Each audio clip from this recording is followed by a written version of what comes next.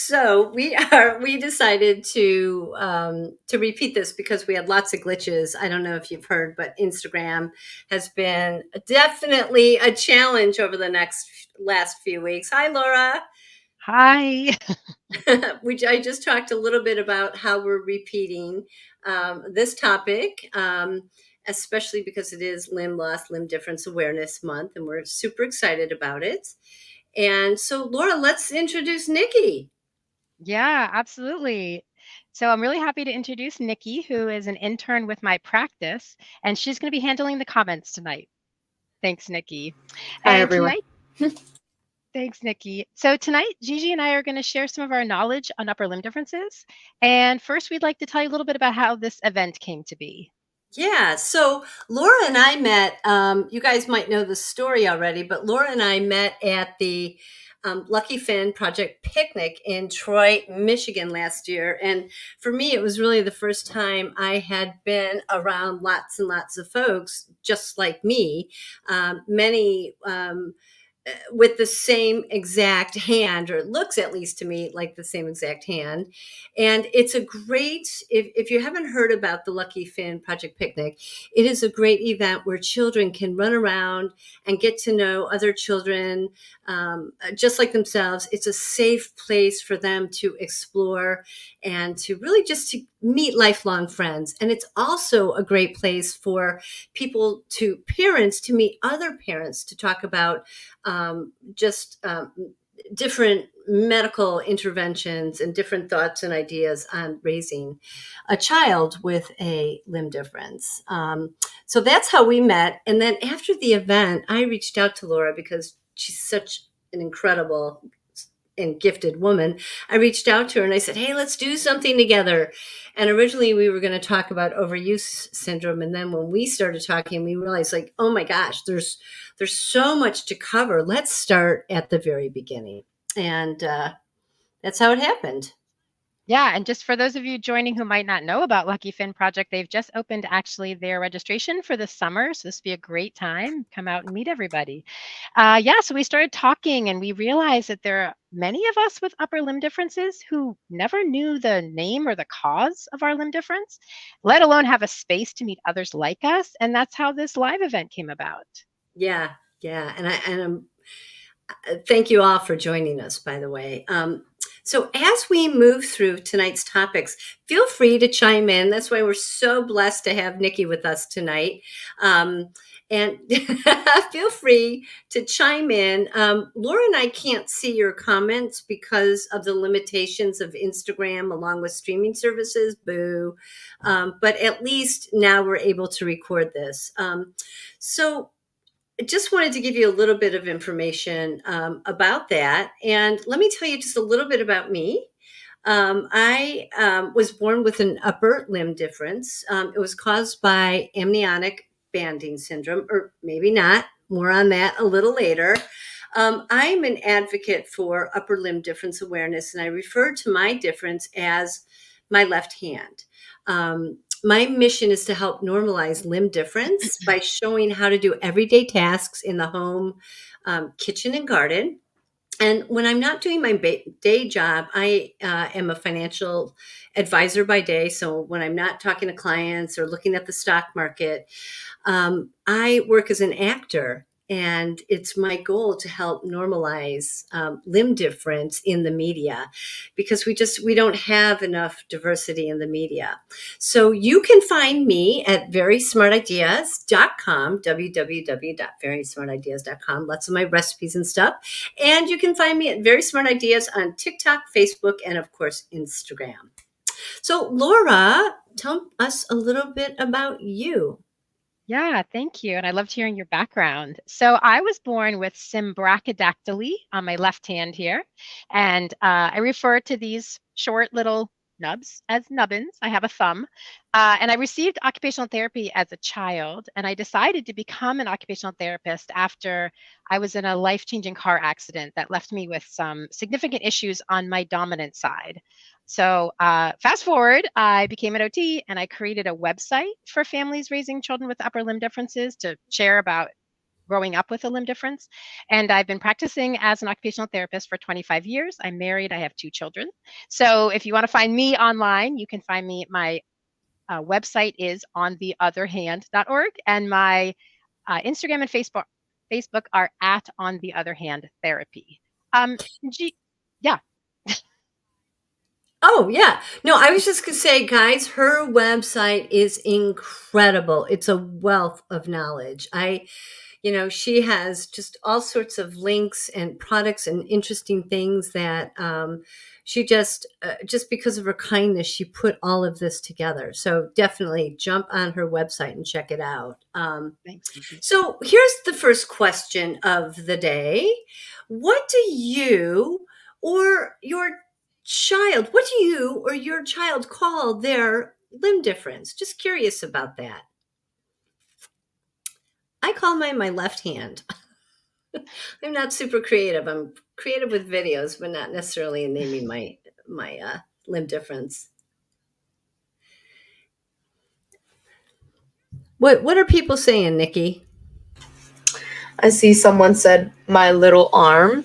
Okay, Mm-hmm. awesome. Mhm. Oh, that must be. Is that Colleen? Was that Colleen who said Let me that? see. Colleen, yes. Hi, Colleen! Hi, Yay! And I saw my friend Susie was on. I saw all sorts of people were on. Thank you so much for joining us, everybody. So, before Oh, we get started, oops, sorry. we Yeah, have one Nick. more. We have one more response. Someone said from Lizzie, it said, parents call it little hand, I call it my nub. Oh, we Hi, have another Lizzie. response as well from Rebecca. We call my sons his nubby. Oh, that's so Mm, cute. That's so thanks, cute. Rebecca.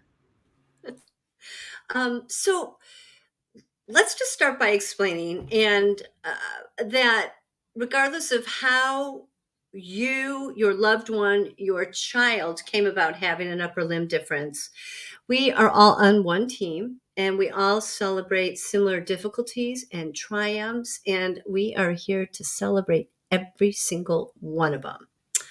So just want to be clear about that. Whatever you Yeah, call your limb difference, fine by us.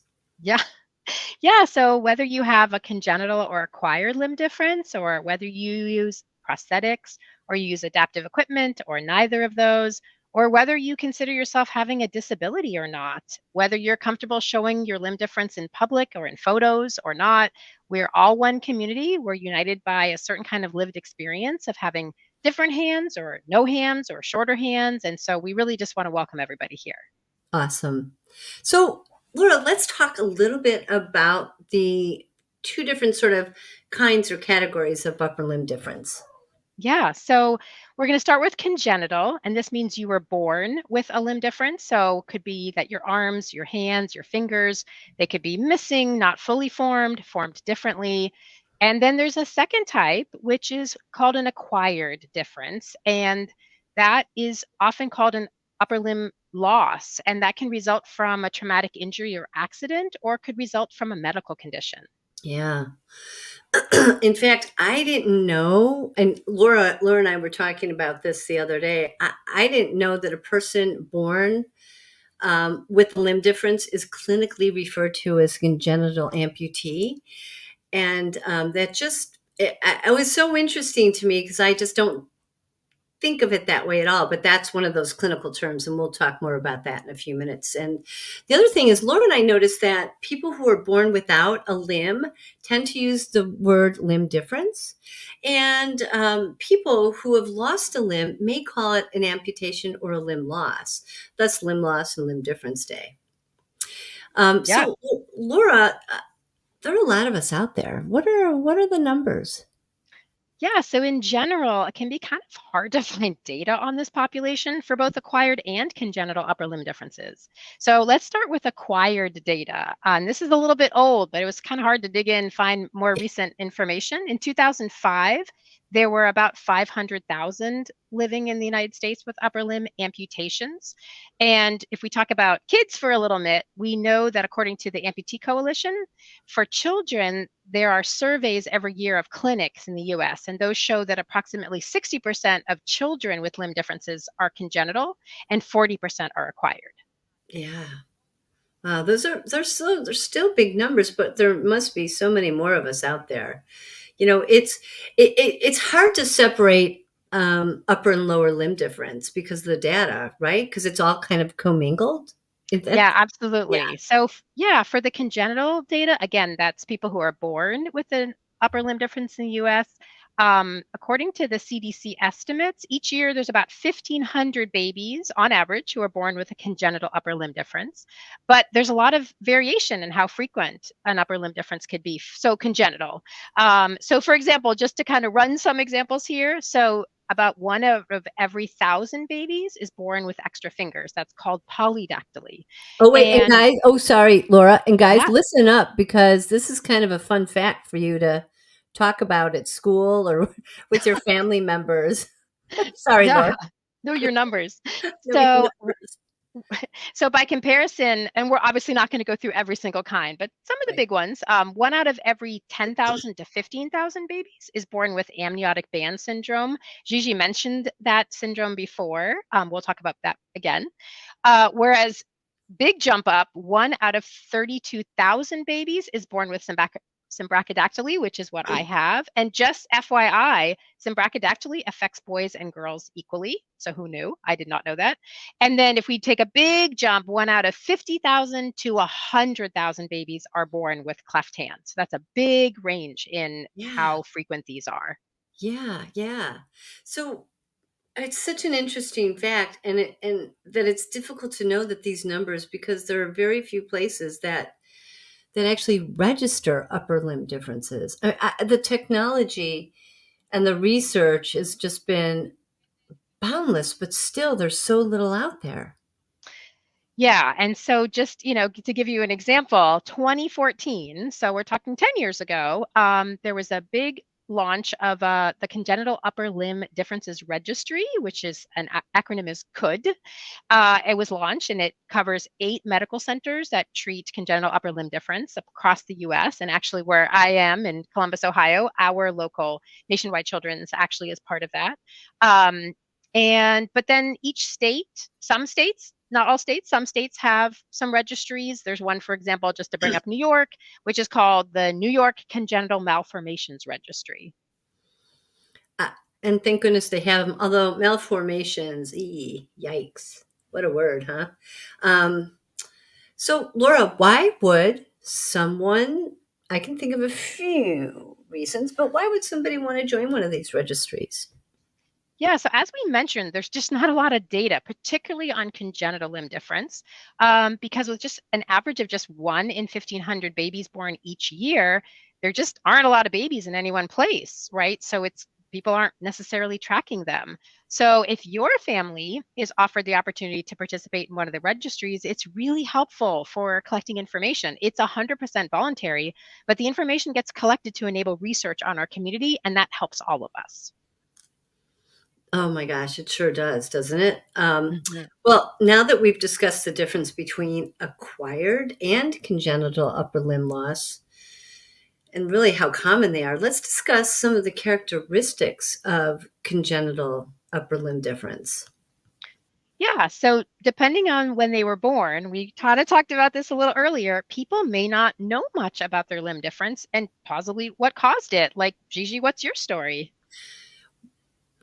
You guys, this is it's a little freaky, right? So, Laura and I were talking about the facts and doing a lot of research for this, much of which Laura knew already. But as we were going through it and working through the salient points, we were looking at some really cool sketches of the skeleton underneath the skin of the different versions of upper limb difference. And I was told that I had amniotic banding system syndrome, excuse me. Took me about, I don't know, a year to figure out how to even say ABS.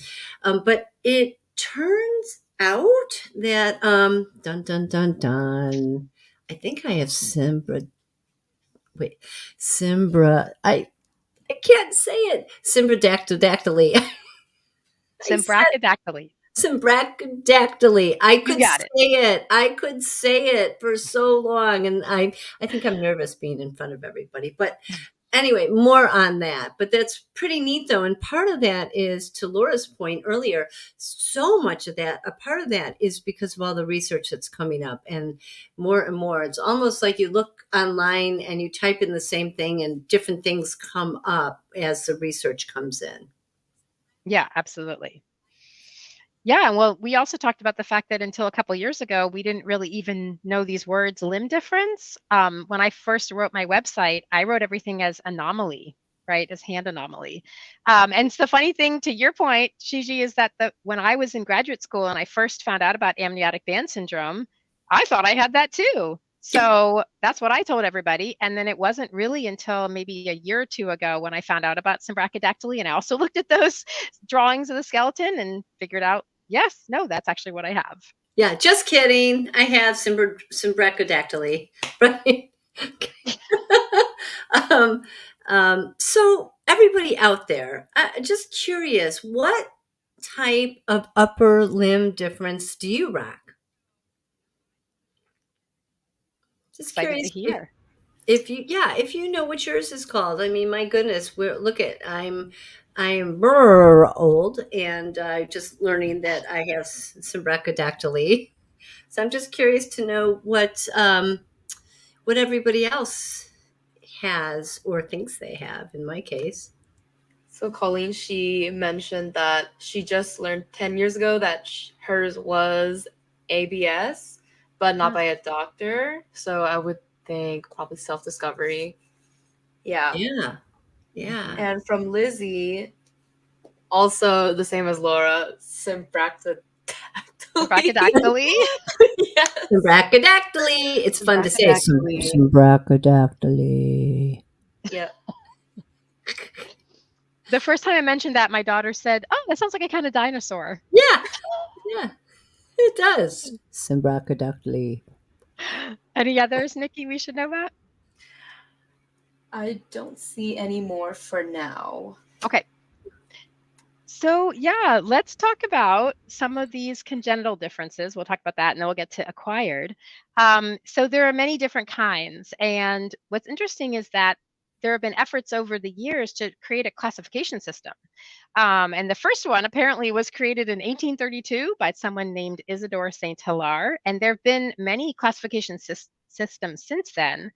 And these are really attempts to figure out how to categorize the differences when a baby is born with a hand or arm difference. And they started with kind of just looking at the appearance to kind of moving toward the causation of the difference. Yeah. And in 2015, so what, about 9 years ago, surgeons created a classification system called the Oberg, Mansk, and Tonkin, that's OMT, system to categorize congenital hand and upper limb differences. And here they are. Get ready. Malformations, deformations, dysplasias, and syndromes. Boo. I do not like those words, but just so everybody knows, those are the clinical terms that you might hear in a physician's office. They're really, really, really different from how our community relates to and talks about a limb difference. Yeah, absolutely. So we're really not going to focus on those clinical classifications because it's just not how we're going to be talking, right? We want to talk in more lay terms. So let's talk a little bit about how they present themselves for kind of like functional purposes. So for our purposes, some upper limb different folks, and we're talking both congenital and acquired. Sometimes they affect the arms and hands, and sometimes they affect really just hands and fingers. And well, actually, sorry, I am sticking with congenital here. For most upper limb difference that's congenital, there is no known cause. It happens in utero. It's a development piece. But there are some differences that can be passed down through families genetically. Yeah, and please do not blame yourself. There is no way to test for an upper limb difference. So we just want to be clear about that. And I'll tell you what, and I bet Laura would say the same thing. We are who we are, and this makes us who we are, and we rock it. Uh, Absolutely. So there are syndromes that are more rare, right? Yeah, exactly. Should I go into that a little bit? Yeah. Would you mind explaining like the difference between, like what a syndrome is? Because Yeah. that So, comes up yeah. often. Yeah, so a syndrome is when a group of symptoms occur together. So, for example, sometimes something called cleft hand, it can appear by itself, but at other times it can go along with cleft lip and cleft palate. And so, even though you can often see the hand or arm difference when a baby is born, usually families do go through some further testing. And this is to assess for other challenges or internal differences that could accompany the hand difference. And it's so important just to kind of repeat that. Your physician will most likely guide you to further testing, but there could be things that go hand in hand that aren't visual, just as Laura said, just it bears repeating. So we've talked a lot about congenital upper limb differences. So let's move on to what might cause an acquired upper limb difference. Yeah, so we know from research that 75 to 90% of upper limb amputations in adults are from trauma, and that means an accident or an injury. And the majority, from what I could find, happen in young adults between the ages of 20 and 40, which makes sense because that's, prime working years. And the ratio of men to women is 4 to 1. So 4 times as many men lose an upper limb. That's or part of their upper limb. Yeah. So traumatic accidents are mostly work related. They could be crush injuries, burns, electrical incidents. And then we all know that there are traumatic injuries that can be sustained in combat during warfare. And we also know that there are certainly a large number of people who have recreational accidents. So I don't know that I would call a lawnmower so much recreational, but boating, ATV, fireworks. And then the non traumatic causes of amputation may be due to medical conditions such as infection, tumor, cancer, sepsis, fracture, or diabetes. Boy. Well, in fact, I didn't even know that a person born with a limb difference is clinically, as I mentioned earlier, considered a congenital amputee. Mhm. And yeah, I just it's so interesting to me. So then when you think about accidents and you think about people living their lives, whether it's a short amount or a longer amount of time, and then losing a limb difference, it's got to be so tough. And I don't, we're going through this and we're talking about this, but I just think it's really important to say that we want to acknowledge that losing a limb difference is really different. Mhm. It's not only do you have to live with this difference, but you have to prepare yourself above and beyond relative to how you used to live. Yeah, so again, just bears repeating that we all got here in a different way, but we're all part of the same community. And as you mentioned before, Gigi, our month that we're in right now, April, is Limb Loss and Limb Difference Awareness Month. Yes. So we're really trying to have both groups feel really welcome in this space. Yes, at 100%. Well said. Well said, Laura. So let's shift gears and talk specifically about the physical descriptions and the types of upper limb differences, right? Yeah, so there's a huge spectrum of limb difference and limb loss, right? So it can be anywhere from, fingertips all the way to shoulder on one or both sides. Some congenital and acquired limb differences we know also affect lower limbs. So if there's any folks on here who have upper and lower, again, we welcome you. As far as one or two sided, what's interesting, again, finding this out, I did not know some of this. For example, symbrachydactyly, which is what I have, it's actually only one sided. I did not know that. Whereas amniotic band syndrome not only can be both hands or both arms, it actually can affect both legs or any version in there. So 1 to 4 limbs. Wow. Just again, from functional perspective, you could have a partial hand, above or below elbow, partial arm, shortened arms, right? There are certain conditions that there are hands, but the arms are much shorter, or no arm or arms. Wow. Yeah. We're all in good company. There's definitely a large spectrum to the types of upper limb differences, and there are so many ways to describe upper limb difference, right? Mm-hmm. So let's discuss how we prefer to be referred to, right? Like, so what kinds of terminology would be best for us to avoid, and what do you prefer? As we mentioned earlier, there are some interesting ways that medical professions refer to our upper limb differences. But let's talk a little bit about, what they say, and then maybe what we think. Yeah, so just again, important to reinforce that the medical literature and medical professionals, your physicians, specialists, they're often going to use terms like defects or deficits or malformations. And that can be really hard for parents when they go in for, especially, parents of brand newborns maybe didn't know ahead of time, wasn't caught on an ultrasound. It can be really hard and jarring to hear words like deficit, defects, malformations. And it's just really important to understand that those aren't there to upset people, but that's just how the medical terminology was developed. Maybe that will change. A lot of the centers used to be called limb deficiency centers across the country, and now they're being renamed to limb difference. So that's a really great step in the right direction. And so here are some of the terms that we've kind of talked about, we've heard in this community, that really should be avoided in kind of lay terminology. So meaning like talking with people in our community, right? Because there are those of us out there who are part of, parents of kids with limb differences, us with limb differences, and then some folks who are working with our community or work with in professional settings. And so here's some terms that we really suggest avoiding. So definitely anything around the deficit, deficiency, defect kind of language, definitely those are good terms to avoid. And then just in a broader sense, and some of these are going to affect more people with disabilities in general, but things like terminology like language like afflicted with or suffers from or victim of, that's really antiquated language at this point. Some other terms that would go into that, like let's put those in a box and never open it up again, would be crippled, differently abled, handicapped, handicapable.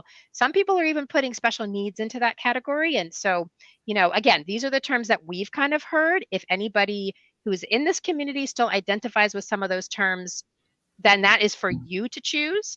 But when we're kind of talking in general about people, it seems like this is kind of how we're moving. Does that kind of make sense, Gigi? It makes perfect sense. In fact, I myself actually used to use the word handicapable.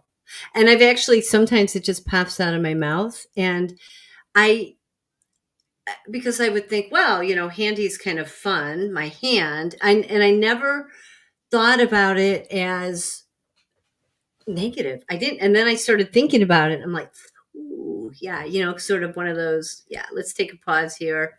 I can see why it might offend people. So I'm working really hard to take that out of my language. But again, to echo what you said, whatever you want to call your upper limb difference is what you should be calling your upper limb difference, right? So, um, I'm just kind of curious, for those of us who are joining a little late. Um,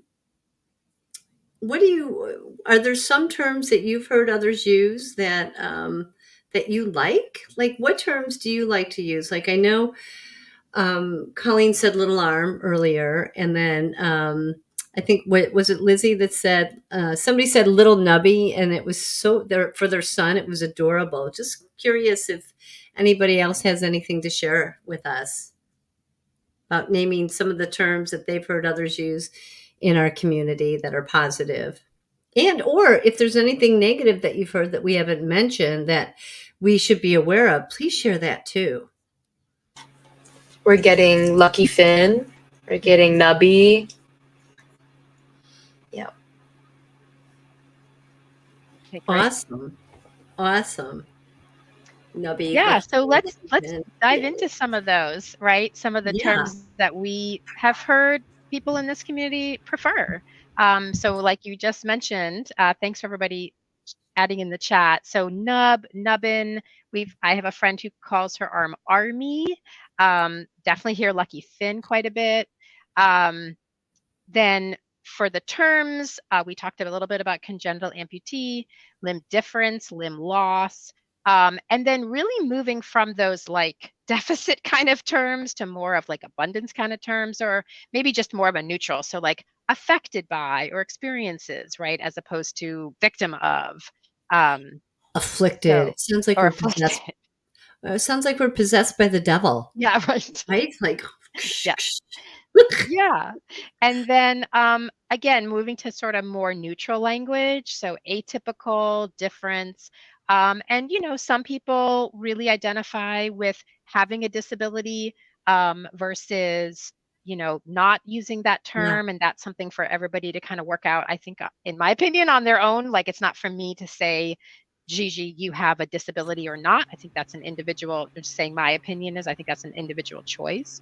Um, Well, yeah, yeah, like I would be atypical even without an upper limb difference. you are unique, Gigi. So yeah, We had some additional comments Oh, here. yeah. great. So, adding on to more names for upper limb differences, Colleen wanted to add there was also small hand. Hmm. And they also mentioned that one friend calls hers Stanley. Stanley? Stanley. Awesome.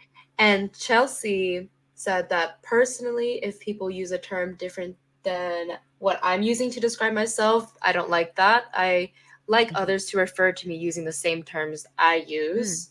Love. And they're also Yeah. sharing an example here.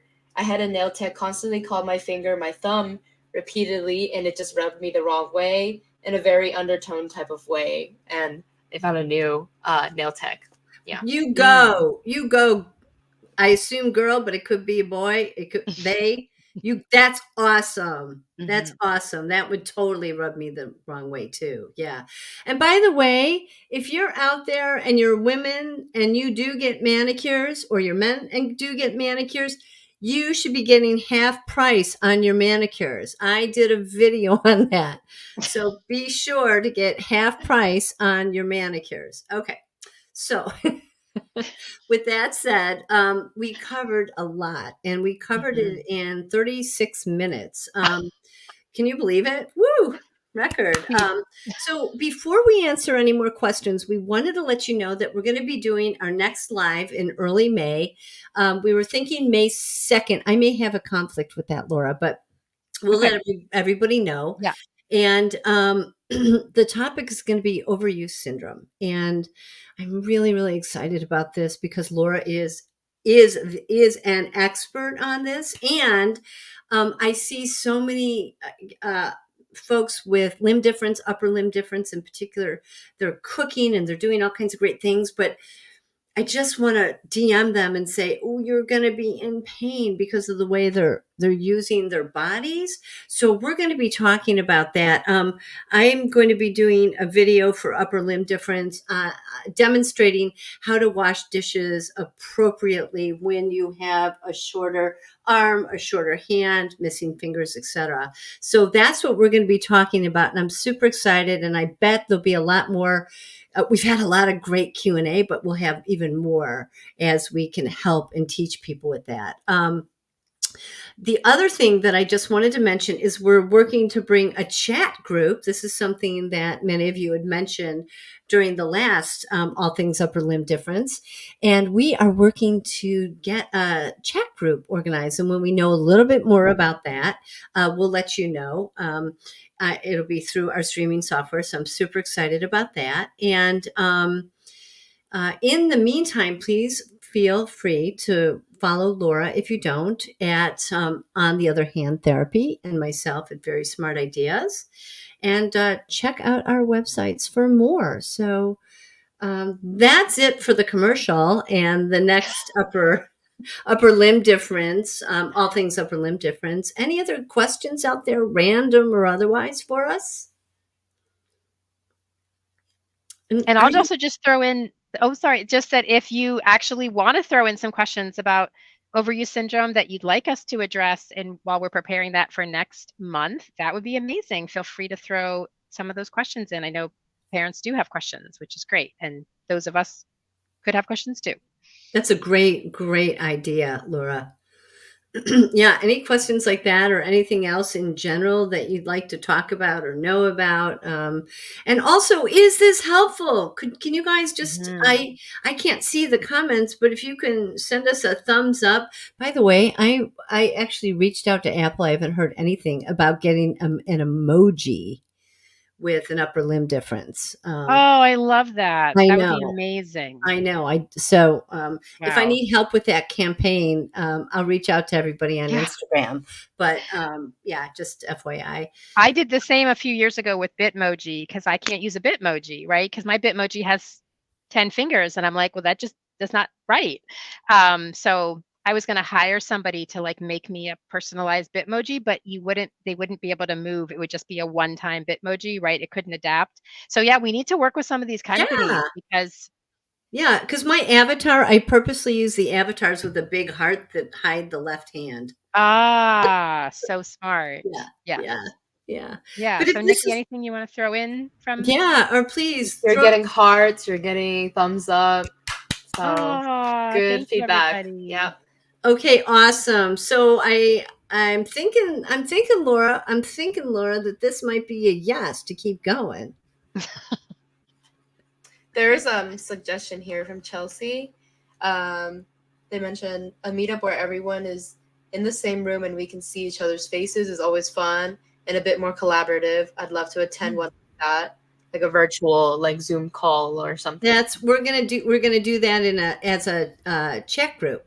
Yep. We're gonna be setting that up. Thanks, Chelsea. Let me see here. Lizzie said, would love to talk about adaptive equipment at some point. Oh, yeah. Got it. Mhm. Okay, I'll write that down. Good idea. We couldn't do this without you guys, really.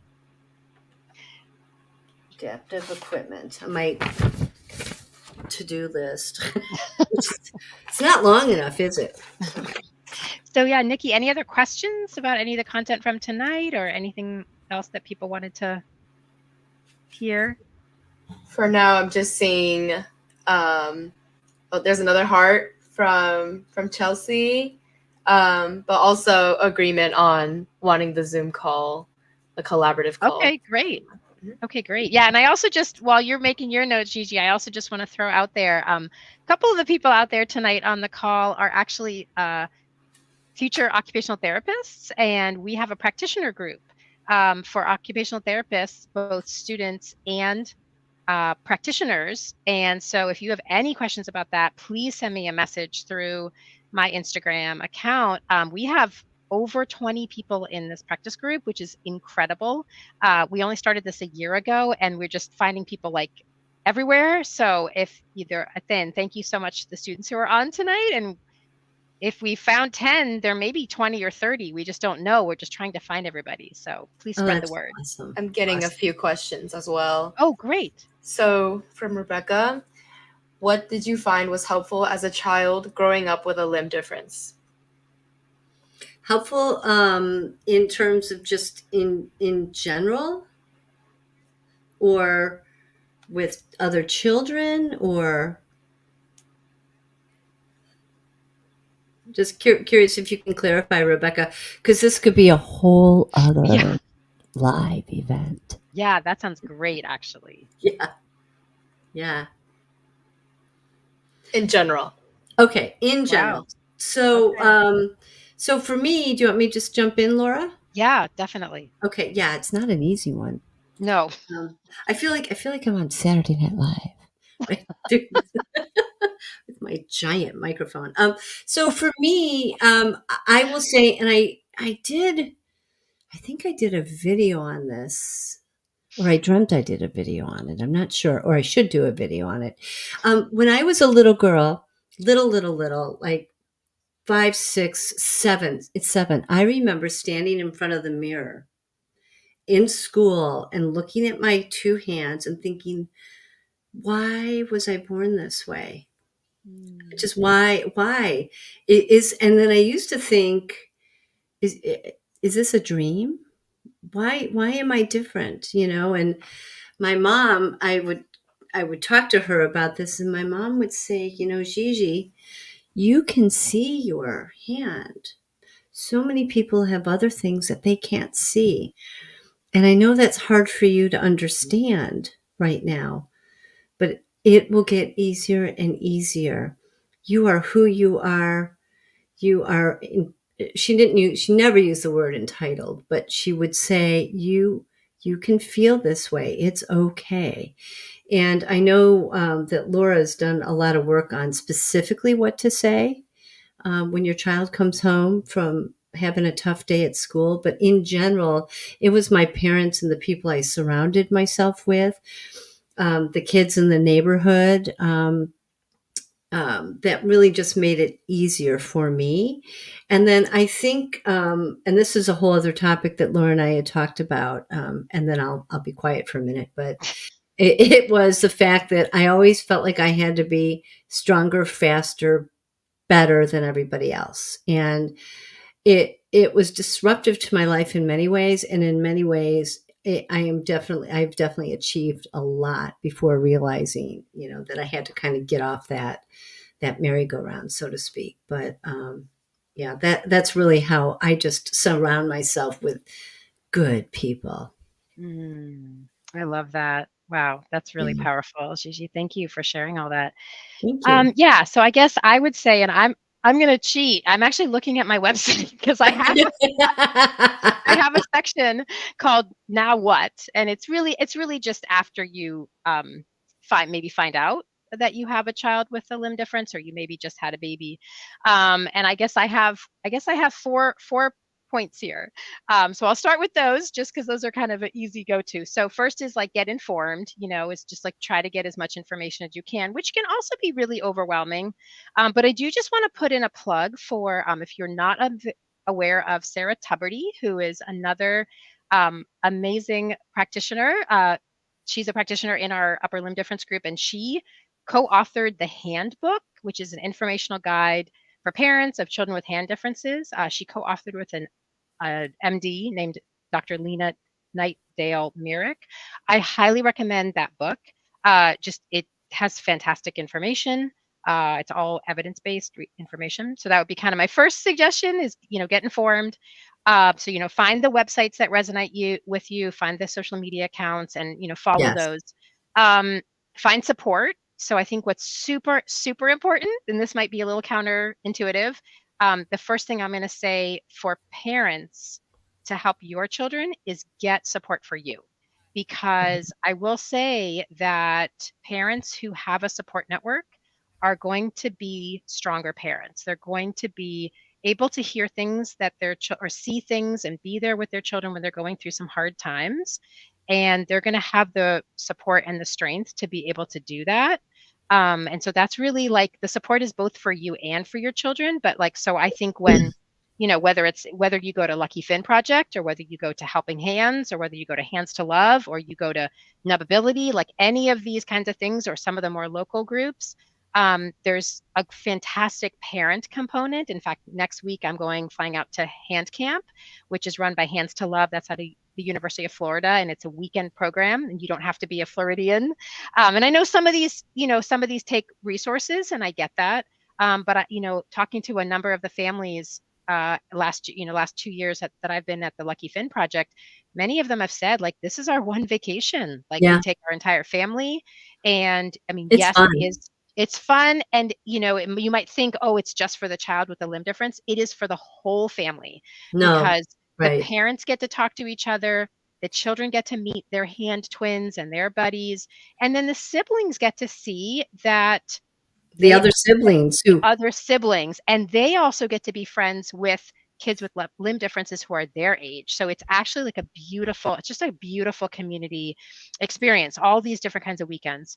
And then I would say find role models for your child. Like, doesn't have to be superstars, right? It doesn't have to be like, NBA basketball players and football players, although I think we have some of each of those, right? We have an amazing soccer player, we have we, like in our community.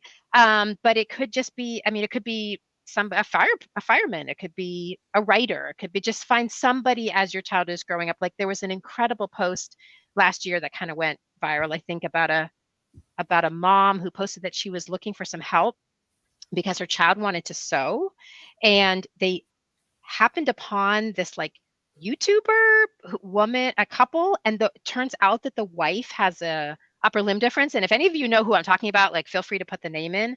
And this couple basically helped this girl to like find the right kind of sewing machine. They like really jumped in and helped her. And so I think finding what your kid is interested in, and then there's somebody out there who has a limb difference, who is interested in the same thing your child is in.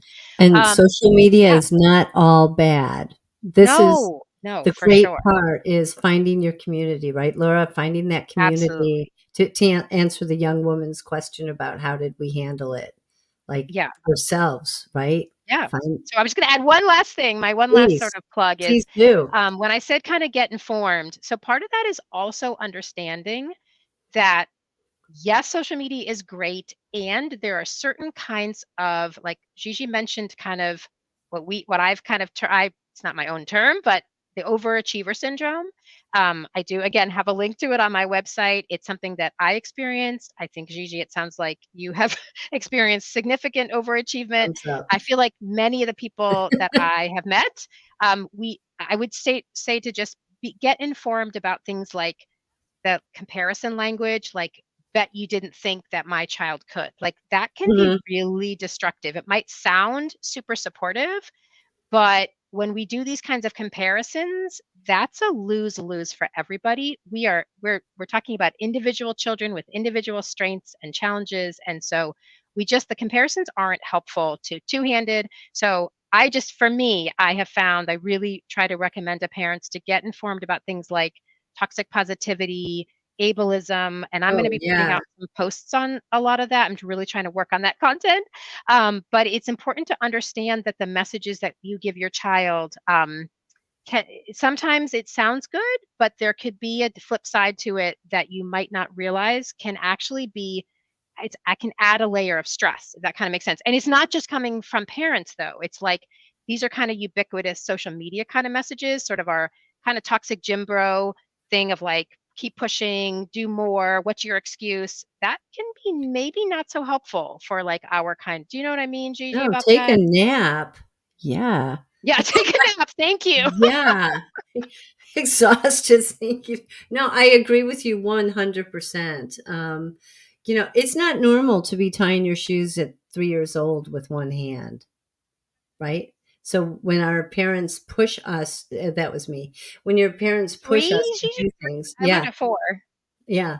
Because when our parents push us because they want us to feel good, they don't realize that what they're doing is they're singling us out against our siblings, against everybody else, even though that's not what their intention is. So to your point, exactly, Laura. Yeah. Well, Yeah, and I know that's got to be hard. Like I can say as a parent, I have two children. Like, of course, we celebrated the times when they learned the things, ride a bike, whatever. But it can be really easy. And again, this is like no judgment, no blame, just an awareness piece of like focusing a lot on the functional accomplishments kind of wires our brains to be like, oh, that's what they want. And we as little people, little children want to please parents, right? They want to please the adults. And so if we're constantly kind of holding out that carrot of like, oh, if you can do this, and of course we want kids to be functional. Like I'm not saying like just have them sit in a corner and they don't learn anything, right. but really to kind of take their lead on like when they're ready, they will do some of these things. And I think that laying off of like the pushing and the over focusing on, right? Like, of course you're going to be excited when your child learns some of the things that you weren't really sure. You don't necessarily want your child to know though, that you didn't think they could do it. And that's not on you that you didn't think they could do it. That's kind of what Right. our culture kind of says. Does that kind of make Right. sense? Am I making sense? You're making perfect sense. You're making perfect sense. But that was a Well, great question. So thank you, Rebecca. anything else out there before we conclude? Yeah, there is this one question from Lizzie. I'm not sure if it's directed towards the other people in the live or for you guys, but in case it is, It was asked, are y'all going to Lucky Finn this summer? Oh, Yes, I yeah. am. Hands up. Yeah. I am. Hi, Molly, if you're watching. Yeah, Yes, that's a great it's question. great. I cried when I went. The first time was last year when I met Laura, and That I was your first actually time, Gigi? I that's didn't know that. oh no, I'm Oh, I didn't know that. yeah, I'm river something age, and we just when I was growing up, there was nothing like this. Plus, a lot Mhm. of us hit our hands, right? So you Yes. could be next to another Lucky Finn and you wouldn't know it, Yep, right? that's so true. So yeah, it's my first time, and it was such an incredible experience. Yeah. And Gigi, you sharing your experience actually sparked some people. I think Chelsea and Lizzie, they said that they were also 3. Yep. Yeah. Yep. Wow. We I'm need gonna a say club, Jackie. We need a club, girls. I was precocious at 4 because my cousin who had 10 fingers learned at 5, but he was a boy. So Yeah. they were like, well, because he's a boy. But I've never heard 3. So It's wow. nothing to do with Okay. fingers. Oh, we'll come up with some fun limb difference humor too the next time we're on. Alrighty. Well, I'm so appreciative of you, Laura. I'm so thankful that you just jumped on the bandwagon with me. I'm so excited to be doing this and to have an expert as yourself, you the expert on with me, and I appreciate it. And Nikki, thank you for helping us with our comments. We truly appreciate it. Stay tuned for more all things upper limb difference. We will get this figured out and get better and better and better. And the next one will be in early May on overuse syndrome. And thanks again for joining us.